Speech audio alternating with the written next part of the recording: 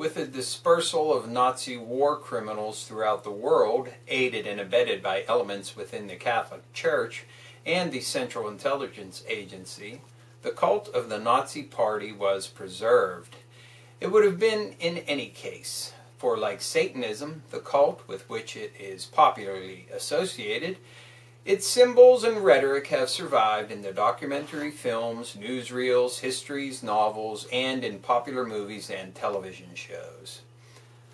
That's from Chapter 11, Aftermath, in Peter Levenda's book, Unholy Alliance, A History of Nazi Involvement with the Occult.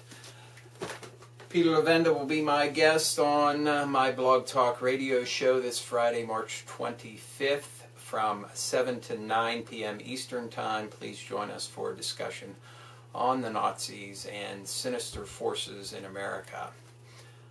Once again, Peter Levenda, my guest on blogtalkradio.com/The Stench of Truth from 7 to 9 p.m. Eastern Time. Hello and welcome to another edition of The Stench of Truth. I'd like someone to explain to me how a UN resolution, which is illegal, because the UN Charter specifically forbids any country from engaging in internal conflicts within a member nation, how a UN resolution on a no-fly zone turns into bombing and fucking pounding of a country. Someone explain that to me. Someone explain to me how a no-fly zone resolution means missiles being fired and targets being targeted on the ground. And now there is a supposedly desperate situation in Mizrati where Gaddafi's forces have the people pinned down and snipers are picking people off. And now we're at the point where, what? All bets are off because the U.S. is now considering every available option. And remember the famous, final fucking words. No ground forces in Libya. We'll see, won't we? This is going to turn into another debacle, just like Iraq and Afghanistan, and Obama's continued bombing and destruction in Pakistan. The only question we have now is, why are there not more people coming out and calling Obama exactly what he is? A warmonger puppet for the globalist fucking regime. I do not care for Michael Moore very much. I don't like a lot of the things that he stands for, and I think he's hypocritical in a lot of things. But even he had to come out and say something against Obama. Louis Farakhan, who I differ with on many fucking issues, has come out strongly against Obama. There are anti-Obama protests going on in South America where he is visiting. And yet, there is still a lack of consistent anti-Obama activity in this country.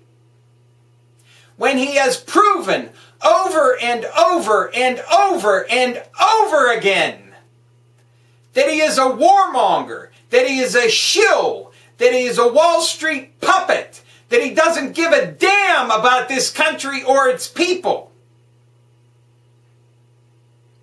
I want to see Obama protests on the news every fucking day. Yes, what's going on in Libya is terrible. And we're making it worse.